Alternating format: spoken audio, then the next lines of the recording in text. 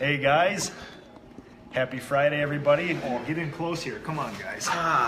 Here we go. All right, so happy Friday everybody. I'm Nick Slavik. I'm the proprietor of the Nick Slavik Painting and Restoration Company, and I'm the host of Ask a Painter Live too. So this is a weekly live show where I use my now 25 years of experience in this, the first portion being slave labor with my own family business, to answer any of your questions you have. Now, whether you're a homeowner, homeowners, what have you always wanted to ask a professional painter? And Sherwin-Williams Reps today.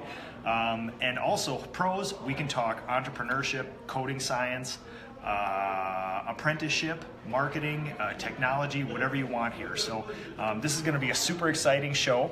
We're going to take all of your questions live. I have Wes Malgren, my Sherwin-Williams rep, and we have Troll. I've been called Troll before. Troll Holtzider, right? Holtzider works. Holtzider. Okay, there we go. So Troy is the store manager for my favorite Sherwin-Williams store on the planet, and Wes is the rep there. So, all right, let's see. Get a little more comfortable, so you got to get in there. So, here we go, guys. I have these guys hostage. You can ask them anything you want. They don't necessarily have to answer, but you can ask them anything you want. I have my whole list of topics. A lot of this conversation is going to be like, when I go into the store, or when Troy or when Wes comes visit me on a job site, I ask them a lot of questions, and it's not just about, hey, dry times, this and that, or product stuff. It's a lot of perspective questions. So that's what we're going to be doing today.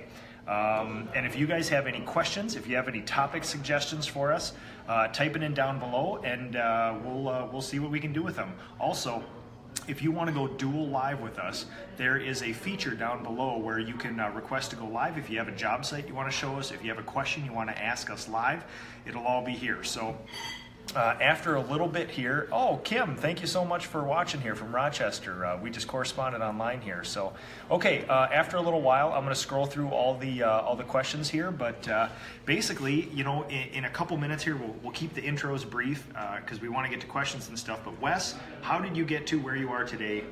Now, my Sherwin-Williams rep. I started off in Roseville as an assistant manager. Went to a rep spot, resume paint rep spot, in Long Lake, Plymouth area for 2.5 years, and I've been here ever since. So about 9 years with Sherwin-Williams. Nice. And Troy, you are the mainstay. You are the man when it comes to Sherwin-Williams. Everybody knows Troy. You're the rock that holds together my store. Well, how did you get to the Shakopee store? So I started out of college. I interviewed with Sherwin-Williams, and I was placed at the Muscatine, Iowa store. Worked there for a year and 3 months. Went to the Moline, Illinois store, a little larger volume for a year and 3 months.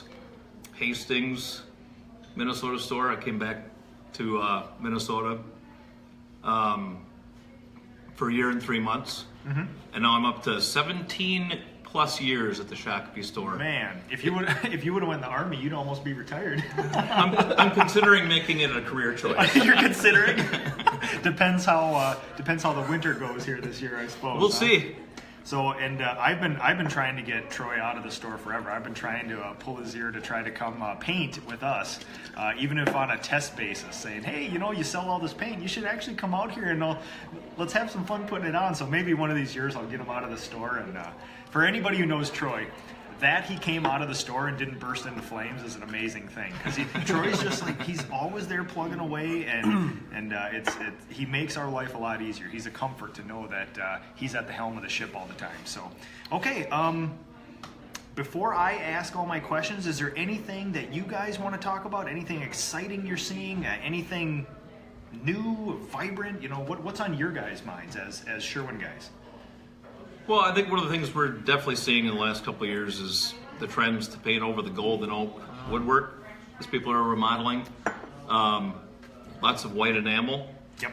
We're definitely seeing grays, A lot of grays being popular as well. Dark stains on the woodwork. I never would have guessed. It seems like for the last 20 years it's been tan.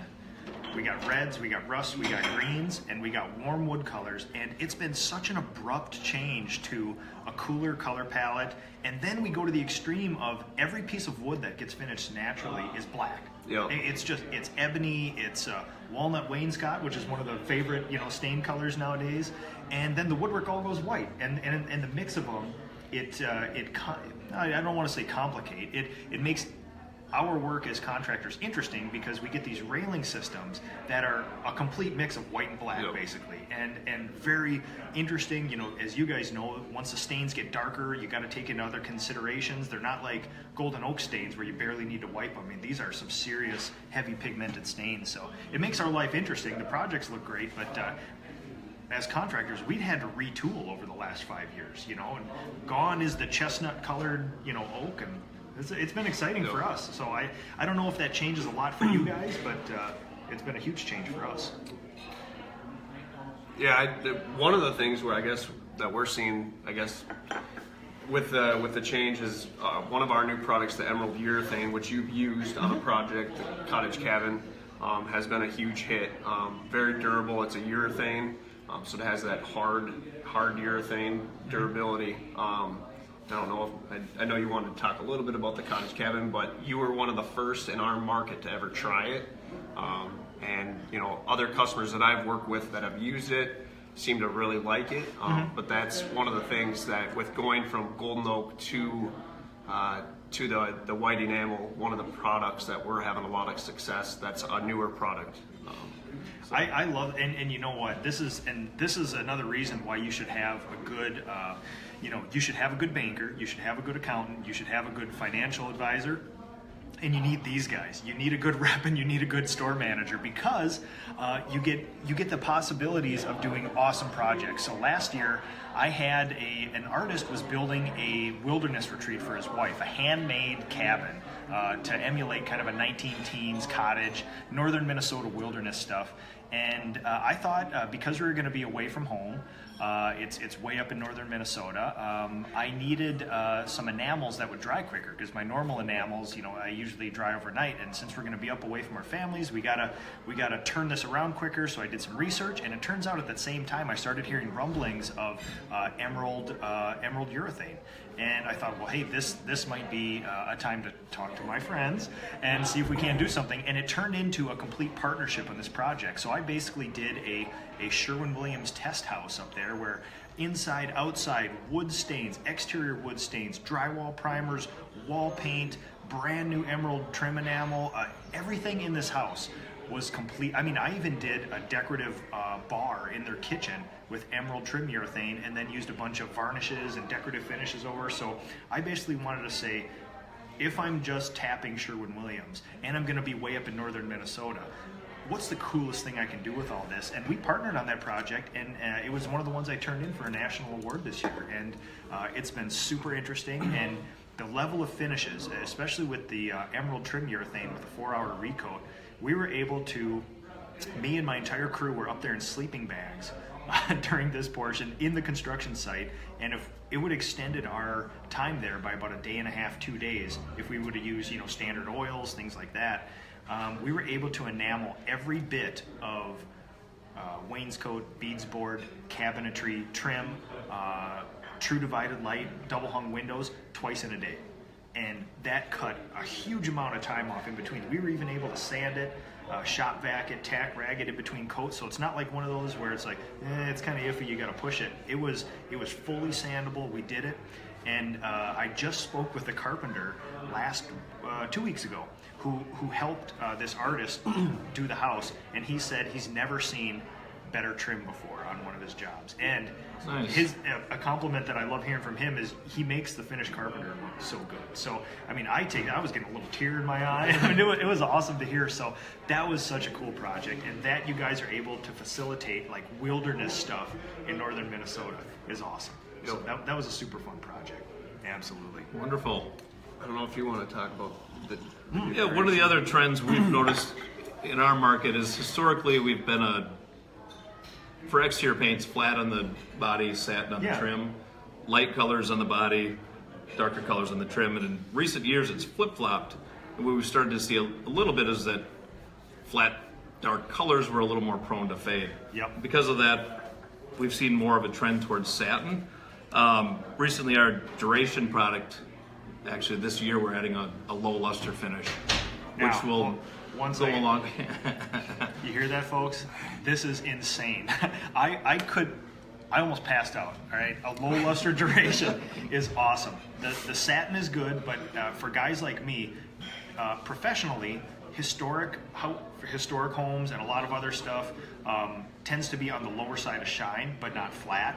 So it's, even when I do oil varnishes, I always try to find the low lusters, the mattes, the this and that. And now that we have this available, I mean, the satin is awesome, but I've always wanted something to moderate that. So that you guys have a low luster now is going to be great, because I've seen in the field huge differences if you take a very deep, I've noticed this in deep green, mossy kind of colors.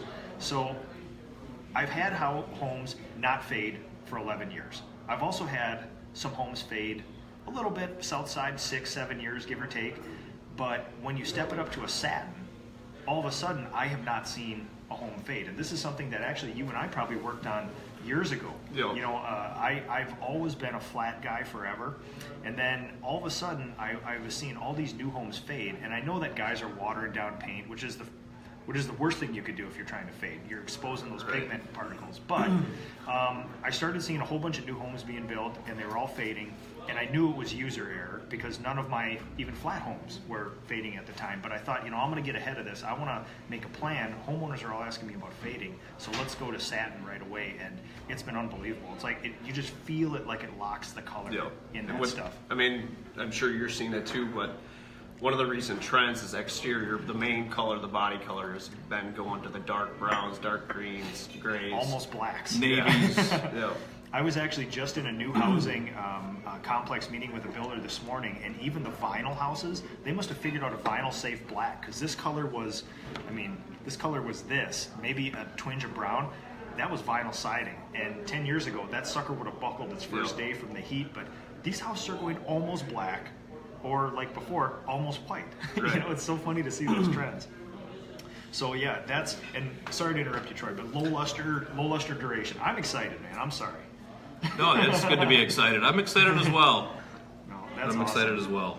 And you know, obviously it's going to have the fade resistance, but for me, there's also the aesthetic, which I really favor the lower luster sort of paints, and sometimes I even use flats, because the flats have just enough shine to them where they actually, you know, it's almost an aesthetic at that point. So that's cool.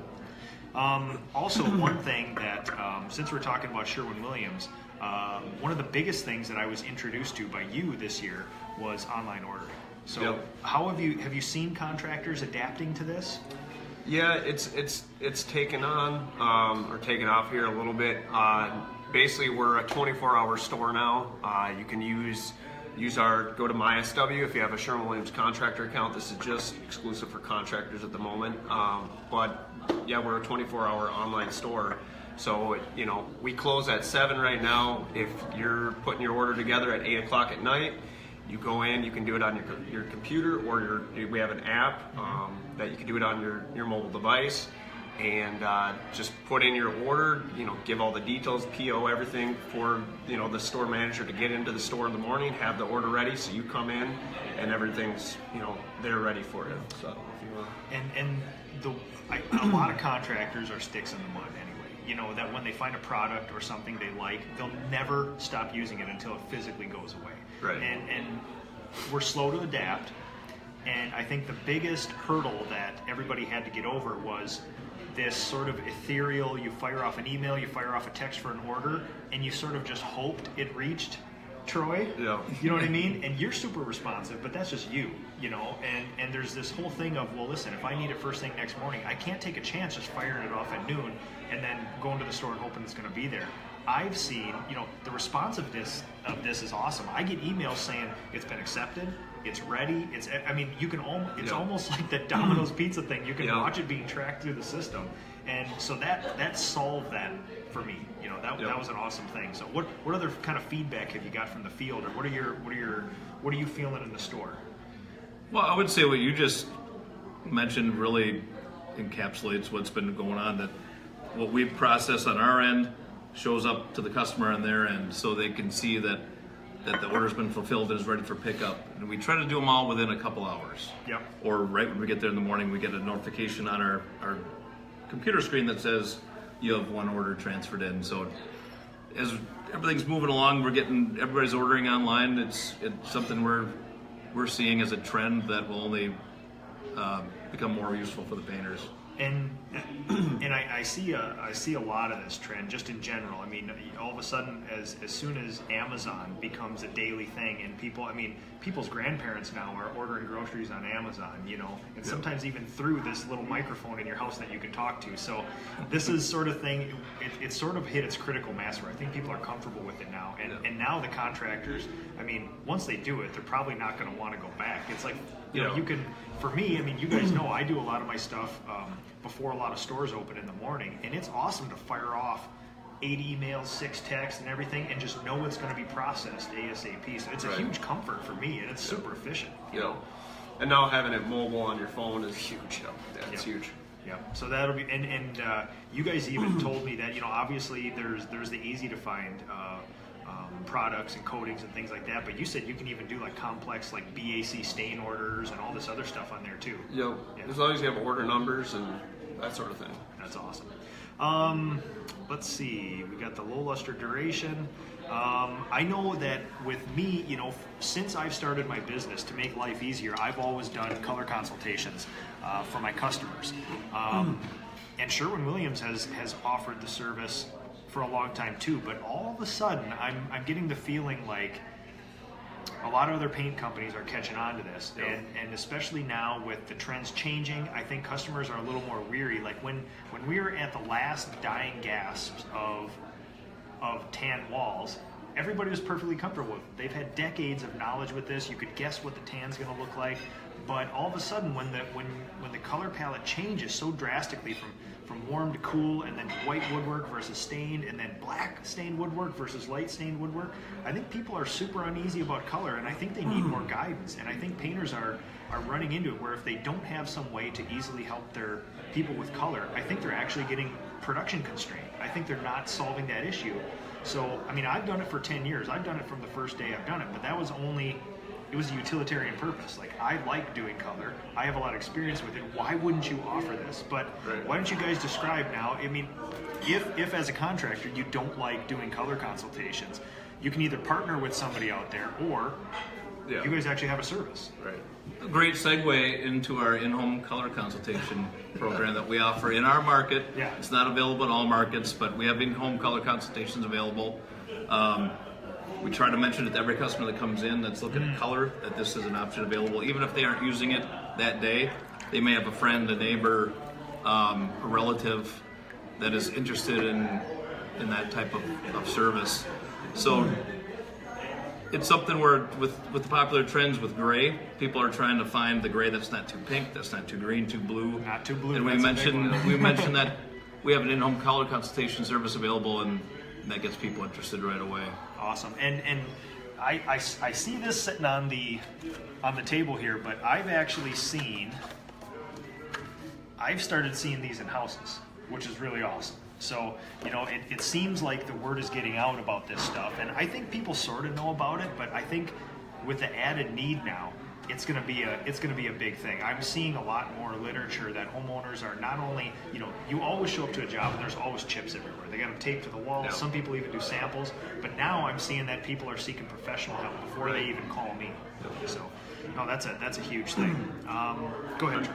Well, just another color tool that we have that anyone can use, contractors, homeowners is the Color Snap Visualizer, where you can take a picture on your iPad and then select the colors in that room.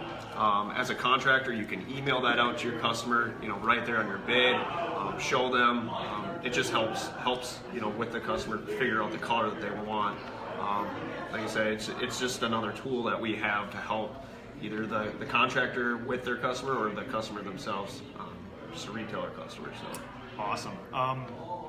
One last question before we get to some meaty stuff.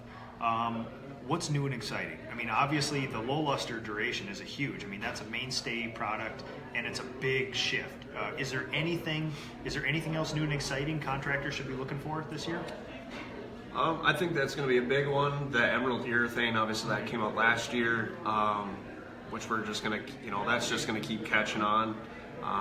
We got a new primer, oil primer, that's coming out. Pure oil? Or is it not? Is it hybrid oil? Is it oil? Or what do you know? It's a. I believe it's a pure oil.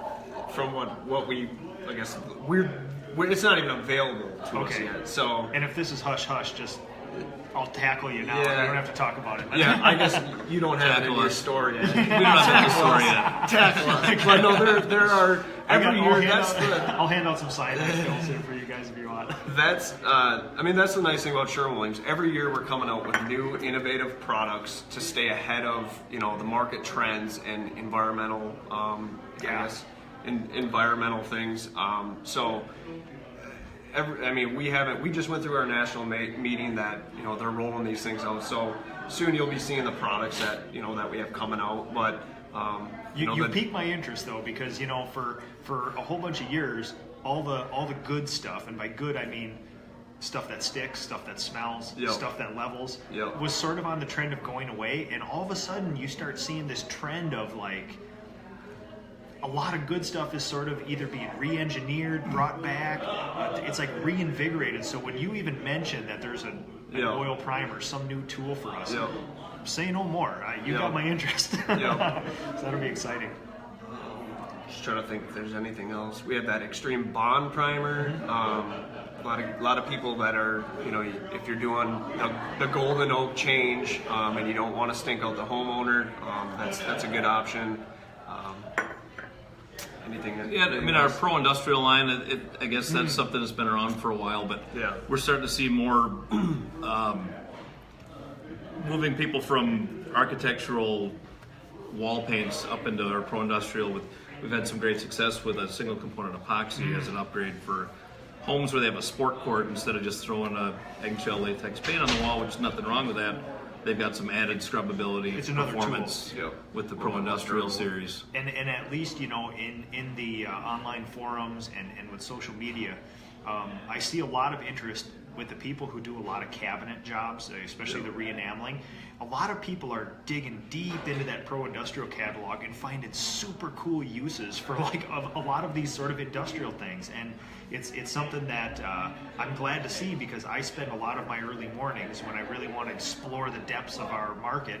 I'm reading a lot of technical data sheets trying to think, okay, this is the name of the product, but what is it? And how, based on the feel and the chemicals in it and the dry time, you start to get the feel like, okay, so this must be, in my mind, we're going to couple these together. I think this might be a good use. And I even dabbled with some Pro Industrial on some residential exterior last year. I did a bunch of shutters.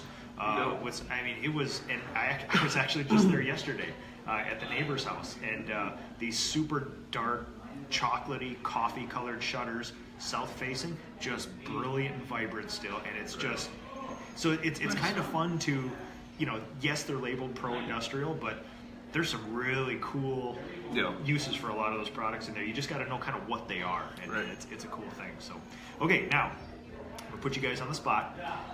You guys have known me for a long time. From an objective outsider's perspective, what does my business look like? What am I doing right? What am I doing wrong? I would say, from the standpoint of our market, though, we've typically seen you've expanded very quickly, and it seems like you've expanded efficiently. What I've observed is the challenge seems to be with a lot of painters as they get busier and they start to grow their business.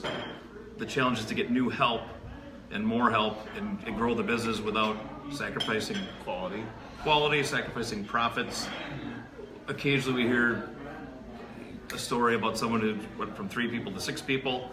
They worked twice as hard, and at the end of the year they made the same amount of money that they did the year before. Common story. So to see you go from yourself and a couple of people a few years ago to we just ordered some pants for your newest employee that's up right. to 11 that's right. is amazing to see. So some insight on how you're able to do that. Yeah, and then keep the maintain the quality level that you're at. Well, and one interesting, again, put the spotlight back on for the last 2 years, and if this turns into an ass kiss fest, I'm just shutting it off. But one of the things that I've learned, and over the last 2 years, the only thing I'm interested in is perspective. So, talking to other painters, talking to you guys, I have basically zeroed in on what I'm doing right, what I'm doing wrong, and there is nothing that I do world class. I can name I'll run out of names before I get to somebody who does some, people who are better at me than anything, than the business side, than the coding quality, than the apprenticeship, than the leadership, than everybody does everything better. But the one bit of perspective that I think I can offer the industry that I might have a good handle on is basically from 2 years ago, I had 3 very good craftspeople working with me. We're clicking away, and I had my most profitable year ever, and then they all left.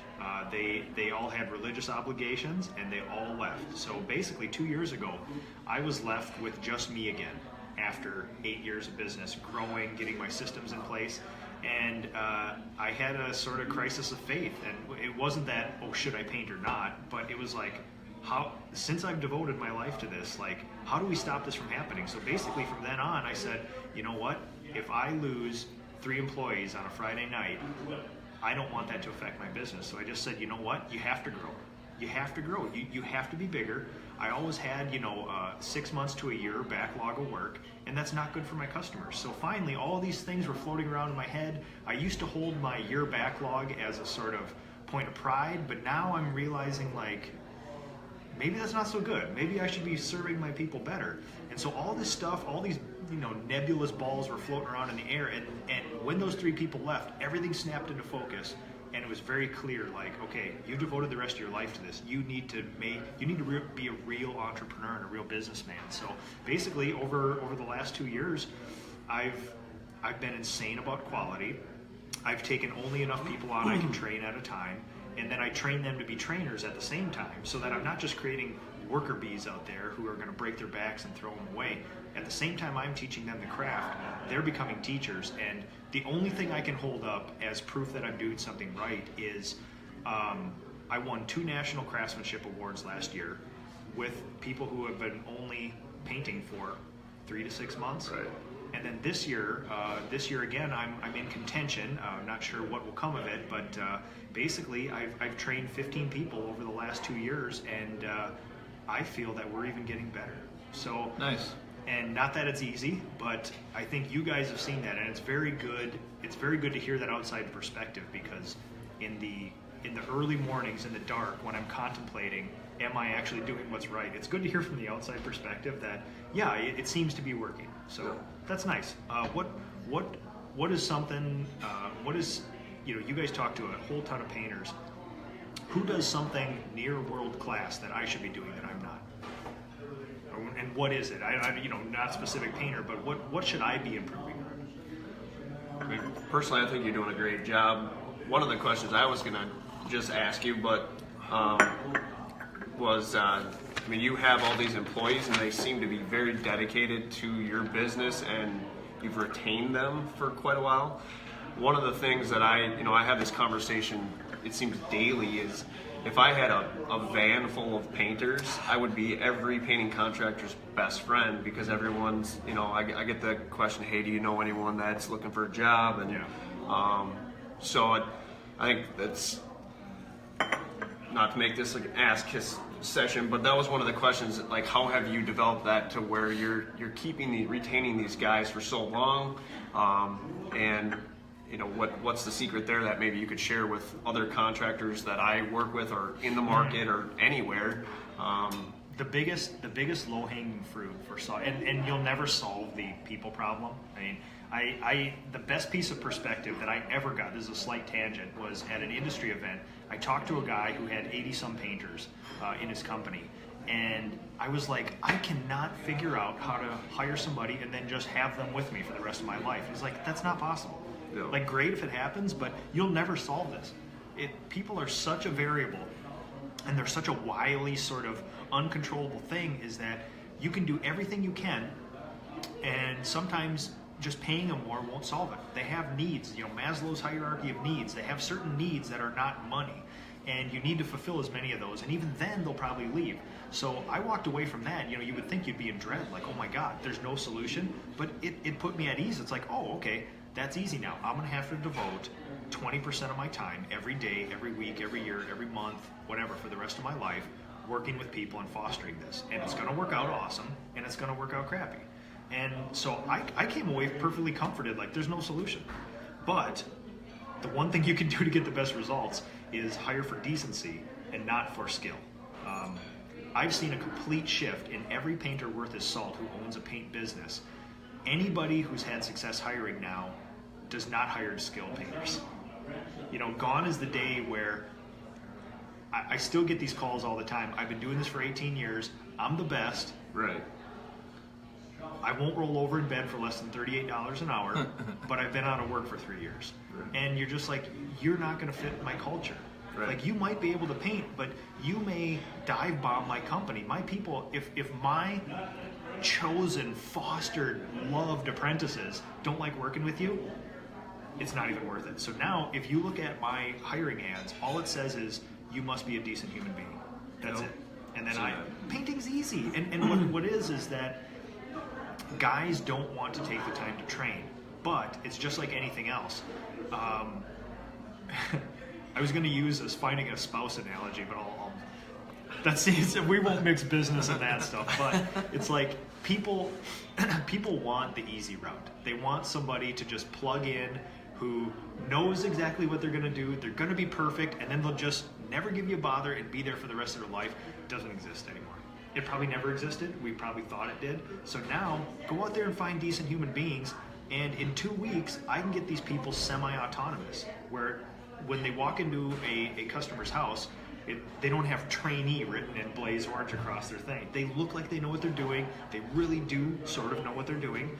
And it's an apprenticeship. It takes 2 years, well, at least a year, 2 years to where these people then join my leadership team, and that's another part of it. You find the decent people, you just spend time training them. That's the best way, not only in the craft, the painting's the easy part, but you got to get them on board with your company culture, and just hiring decent people will do that. You find the good Legos that fit together, and it's fine.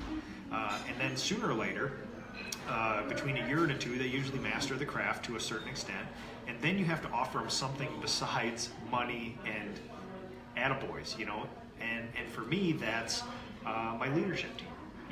This last year, I created basically a leadership team where I elevated a few tasks to myself, I delegated a bunch to them, so I took a bunch of stuff off my plate, and they love it. They're not getting paid anymore, but they get all this extra responsibility, and I thought they would all quit. And turns out they're even happier now. Right. They want to be part of something. They want to be part of like a living, breathing team. And I've noticed in this last year, I just did my annual reviews. I sat down with like a half an hour, 45 minutes with each one of my employees. And again, I have one view of myself, and the outside world probably has another. And we sat down, and all of them said, "You're super happy. We've never seen you this happy," because before it was always, come on, guys. And the problem is that I was judging everybody else against myself, who had been doing it for 20 years. Production, quality, everything else. And so I was letting perfection be the enemy of really, really good. So all of a sudden they're like, "Hey, you're even happier than I'm always happy, always fine." But they said, "We've seen a huge difference in your personality, your leadership skills, everything else." So they just needed that one little spark, and everything. It helped me, it helped them, and everything. So, what else is going? And we'll do a little bit more here, and then we're going through, and we'll answer all your questions here. So don't feel like you're just firing those off into the ether doing nothing. I still hand paint almost every one of my exteriors. Of all the painters you call on, how many guys are brushing exteriors that aren't handymen? And how many guys are spraying? Do we have a percentage? Is it tipped way in the favor of one or the other? I think a lot of guys are spraying. I mean, I don't. Each person has their own way of doing things. The guys that are spraying are obviously. I mean, it's a production thing. Yeah. But I don't know what. I would say, the new residential market seems like that's more focused on bagging off the windows, getting everything prepped up, spraying it out, and being done. It seems like you see maybe a little more of the pot and brush, the doing it by hand with some older homes. Yep. For the res repaint market is what we tend to see, but it's incorporated with both. Mm-hmm. And what is if you had to pick an average size of a painting company, of the guys there, are most of them less than 5 people, less than 3 people? what's the biggest company you call on as far as manpower? What, if you feel comfortable sharing, I don't want to put you guys on the spot, but this is a good perspective for everybody. For my group of guys, I would say the average is probably less than 5. You know, and some guys use, it's just the owner operator himself. Some guys are, you know, they have a couple employees. Other guys have a couple employees, and then they have subs when they need it. You know, that there might be guys, you know, I'll talk with guys that have their hands in so many different buckets that they can, you know, call and get 20-some subs just like that. Also, they have a whole bunch of relationships out there where they can snap up a bunch of guys. But they're not employees, they're the subs. So, you know, they land a big commercial job, they have the manpower to, you know, if they need to get in and get out, they can do that. So I think it's a mix of, you know, I call on everyone from that handyman to, you know, big commercial guys that have those big crews. As far as employees, like what's the most employees of a company that you'd call on? I mean, is there anybody out there with 30, 40 people? Oh yeah, I mean, More than that? we definitely have contractors that have Several hundred. Yeah. Yeah. And it is varies. I think just in the large metro we're in, it'll vary from store to store. Out of our store, I think most of them are going to be 1 to 3. You're probably the largest I can think of from the standpoint of number of people working with them. Well, I mean, I just heard, you know, Jason Paris, who runs a really cool paint company in the cities, he just mentioned that, you know, the average size of a painting company is 1.5, you know, and I think that's very accurate. I think the 0.5 might be generous. I think most painters out there are just, like he calls them chuck in a truck, you know, and that's what, you know, again, that's what I did for a bunch of years too, but we are truly a bottom heavy industry like that. You know, there's not 3 main players who do everything, you know, it's 10,000 little guys out there picking away at it, so. And everyone seems to be staying busy right now too. Right now, I hope everybody understands the market we're in, because if you were ever going to put the pedal down and expand, or you're ever going to take on some people, this is the easiest time in at least my lifetime you'll ever be able to do this. You know, a lot of us have been around just long enough to remember the Great Recession, and I actually started my business in that time, so I have no perspective, you know, as far as that goes. I had work, so that must be great, but you expected to have work, you know. So it's sort of a weird thing. So I hope everybody understands what kind of market we're in, and this is not sort of the norm. You know, if you minus out, not only is our market bullish, but the trend of painting cabinets and woodwork will eventually slow down or stop, not only because the supply of it is going to go down, but trends change. You know what I mean? So right now, you know, my average job, you know, from maybe 2 or 3 years ago in the winter to now has probably 8x'd, you know, when you look at it. And that's solely due to whole house enamel jobs, cabinet jobs, and I hope that people understand how good this is, but I hope they also understand, don't expect to have 4-figure painting jobs over and over and over again, you know, so, forever. So it's an interesting market right now. So what else are you guys seeing interesting out there with your contractors? Is there anybody doing something innovative, something fun? We have a painter that has every Friday at noon he does an Ask the Painter, and he's the only painter I've ever known that's done that. And I even was talked into being a part of one of his shows. And you left. I told you I wasn't going to be able to go a half an hour without saying something really dumb. Let's see how long we're going here, Troy. Oh, I can't get the timer up there. No, this is as innovative as it gets, to be honest with you. Well, I tell you what. Nick, I see Nick Mays watching here. Nick, you're awesome. You got a question for these guys? Let you know this is your inside to Sherwin-Williams here. I know Nick's a Benjamin Moore guy, but okay, we're going to go through some questions here. So let's see what everybody's got. Gustavo, as usual, thank you for watching. John Markroff, thank you for watching. Jim Callahan, who I spoke to this morning, he's a past apprentice of mine. Mark Johnston, the historic restorer. Mark Johnston set the record for the longest Ask a Painter. We did over 2 hours together. Wow! And he's a historical consultant, and he also does period woodworking. I actually met him down at the landing at his little woodworking hut, and we did 2 hours nice. in the 80-degree sun out there. So, Aaron Steininger, thank you for watching. Efren, I look up to Efren very highly for his interior finishing. He does awesome work. Arthur Capps, thank you for watching. Joey Bernesser, thank you for watching, sir. Renee Benzik, you too. Monty Sheehy, who I talked on the phone at length a couple weeks ago, an awesome guy doing some progressive things. So, Russ Perry, as usual, thank you for watching from Canada. Stefan Trepke, Rodrigo Antonio, thank you, sir. Aaron Steininger, Hannah Briegeman, thank you for watching. Nancy Vice Shannon, thank you for watching from Missouri. Hal Palmero, as usual, he's a frequent watcher. Eric Simon, thank you for watching. Craig Silsby. Kim Looked from Rochester, just down south. Kim posted something on another cabinet finishers group on Facebook, and I've just been recently introduced to that group, and it's an awesome group of people who are love sharing knowledge. So, Hal Palmera, hello from Brazil. Bom dia to you, sir. John Marcroft, hi guys. John from New Jersey, in the Channel Islands. What's the best paint? What is the best paint, water-based, that you use? Let's see if there's a little more to that. Thanks, John. John, why don't you give us some idea of inside, outside, trim, walls, ceiling, cabinets, something there, and we can Give you a whole list. Absolutely, yeah. These are the guys to talk to. So, Diane Williams, thank you for watching. Jamie Reed as well. The great and powerful Chris Shank, the education guy at the PDCA. Juliano Alcantara, my good friend from Brazil there. Thank you for watching there.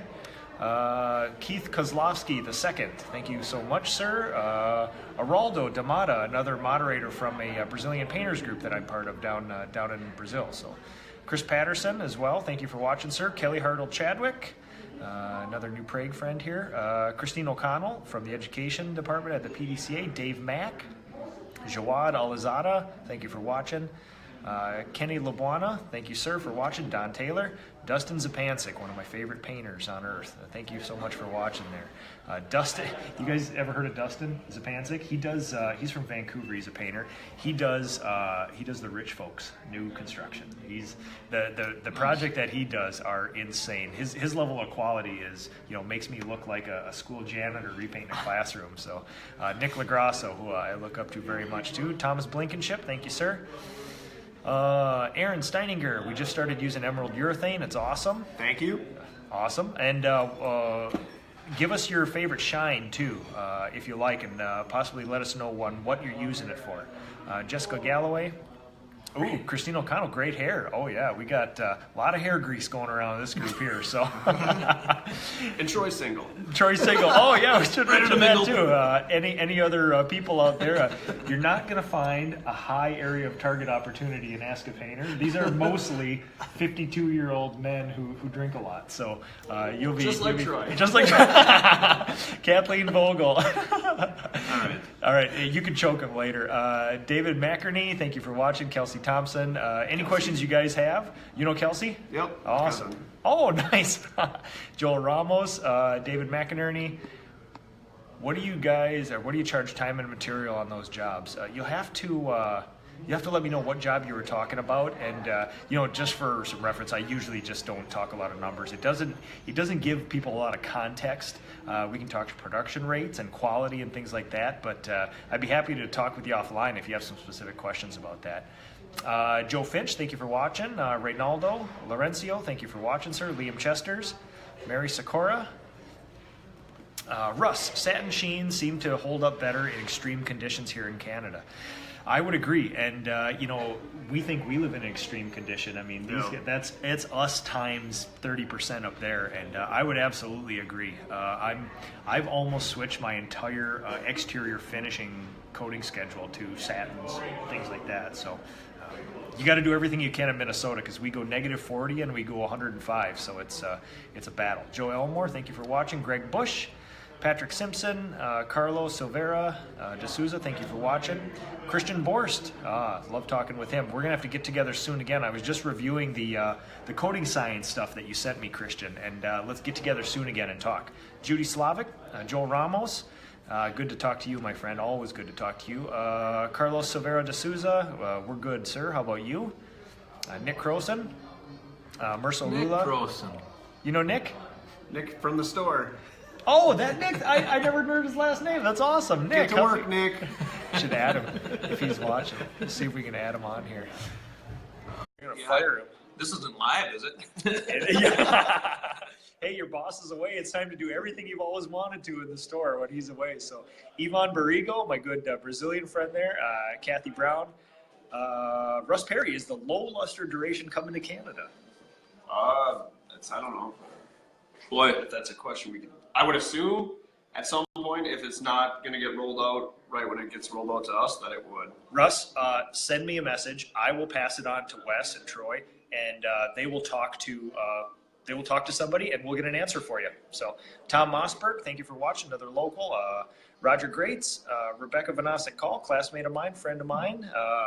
Me Jacek, thank you for watching. Christy Ann, Craig Bailey, Adam Davis. Oh, Adam Davis, he sent me a sweatshirt. I have yet to post that online. I got some pictures of that for you, though. Rob Morris, Natasha Jones, Sam Onan, another local here. Steve Nikolai, local as well. Martinez Pedro, thank you for watching. Craig Bailey, design. He was asking how much they charge for design services, and that's gonna, because not every market even has this sort of thing. So the best thing you can do is call your Sherwin-Williams rep and see what's available to you, and then see how it works with the homeowner. In our market, is it okay to talk about price or anything? It's an hour-and-a-half session, and I will say it's very reasonable. Okay. Yeah. Okay. Yeah, So if you call your local Sherwin, if it's a something that's available in your market, you'll be happy with the price. Okay, sounds good. Something to look into, and honestly, if you don't have a way to get a color consultation easily to your people, it's a big barrier to entry for a lot of people, because a lot of people don't even ask what paint we're using most of the time, but they're very interested in color, as you would be as a homeowner, because if the color's wrong, you've just wasted all your time, all your money. It's not even worth painting. There's no reason to paint unless the color's right. So as a pro, if you don't have a way to help your homeowners with color, whether yourself or somebody else, honestly, it's going to be 5 years from now, it's probably going to be standard operating procedure for a lot of professional painting companies. So Jenny Stika, Estrella Garcia, thank you for watching. Zed Albash, thank you for watching as well. Aaron Steininger, Nick, I love hearing the words apprenticeship and leadership. Yeah, and you know what? As you kind of progress through business here, you sort of realize, like, the craft is one thing. Like, learning the craft, teaching other people the craft is one thing, but then teaching people to teach other people the craft, and then still keeping eyes on that, is a much higher order of a problem than just teaching somebody the craft yourself. I mean, if I had 5 painters right now, the easiest thing in the world is just be teach them how to paint and make them paint. But then if I have to go out and grow my business to 10 or 15, I'm obviously going to have to spend more of my time doing marketing, sales, accounting, things like that. And you're not going to have time to train them. So that's where the whole train the trainer sort of thing is coming in. And Aaron, I know you're doing similar things too. So Eddie's Quality Painting, thank you for watching. Craig Bailey, thank you so much. Trunk Slammers, that's right. Nick May. Love talking with Nick May. And if you guys haven't seen the Business Brush group and Nick's podcast, the Business Brush podcast, for any serious paint business entrepreneur, you got to start listening to that stuff. Nick May, awesome. Hi guys, one question. What is Sherwin doing to help paint contractors gain business knowledge? Is there anything you guys offer to contractors as far as running the business? Well, I mean, every year we have an annual pro show in March or April, and they'll have seminars at those that explain to people how to bid. Sure. Yep. We've got even some worksheets at the store that we can use that explain to customers how to do an upgrade option if they want to bid for painting their house with a good value paint versus an upgrade option. Okay. So I know on showing how to be profitable. I've probably excessively tapped you guys for perspective over the last bunch of years. So, I mean, obviously, if I have a tax question, I'm probably not going to ring your guys' bell. But I think you guys probably get sick of me asking for, hey, give me some perspective. What's new? What's exciting? What's the interesting way guys are using stuff? And that's been helpful to me, for sure. So, all right. Thank you, Nick, for the question. Christian McCollum, thank you for watching. Robert Perry. Semi-gloss. Aaron Steininger. Emerald, probably. Yep. Yep, no, that's good stuff. I use quite a bit of satin myself. Like I said before, I kind of like the moderated finishes or the moderated sheen. So happy Friday to you too, Adam. Elias Jr. Frank Bonacci, thank you for watching. Gustavo Reynolds, thank you for watching.